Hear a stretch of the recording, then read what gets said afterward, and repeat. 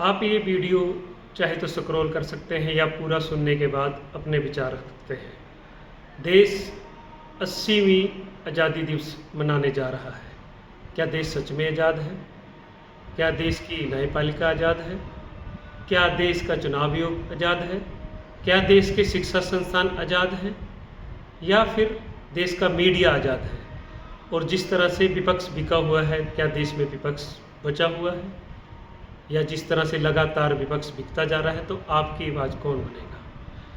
आपने देखा होगा कि कितने घटनाक्रम हुए, जंतर मंतर पर लाठीचार्ज हुआ, उसके बाद पुलिस को ग्लोरीफाई किया गया। कल घटना हुई है अम्बाला के अंदर, लाठीचार्ज हुआ है और पुलिस को कैसे फिर से ग्लोरीफाई किया जा रहा है, और जो आम लोग पिटे हैं, इनके सिर फटे हैं, उनको कहीं नहीं दिखाया जा रहा है।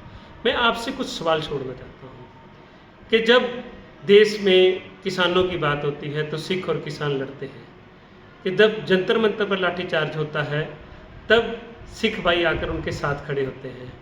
जब देश में कोई आपदा आती है, बाढ़ आती है, भूकंप आता है, तो सिख देवता बनकर उभरते हैं। जब बॉर्डर पर गोली खानी होती है तो सिख वीर जवान बनकर उभरते हैं, और जब जंतर मंतर पर सिख पहुंचते हैं तो उनको फरिश्ते का रूप दे दिया जाता है।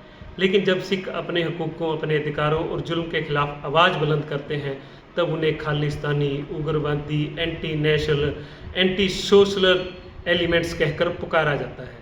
ये विचार आपसे है। आप अपनी आत्मा को थोड़ा सा जगाइए, अपने ज़मीर को ज़िंदा रखें और अपनी याददाश्त को ताज़ा कीजिए। जागिए और विचार करिए। हम इस देश की आज़ादी की बचाने की लड़ाई लड़ रहे हैं, जो हमने अपने खून से सींची थी। मगर हमें बनाया क्या जा रहा है, जैसे कश्मीर में माहौल ख़राब किया गया, जैसे मणिपुर में किया गया, और अब हरियाणा में आरएसएस माहौल ख़राब कर कर पंजाब के अंदर हिंदू सिख भाईचारे की चोट को पहुंचाने जा रही है और उसका प्रयास कर रही है लगातार।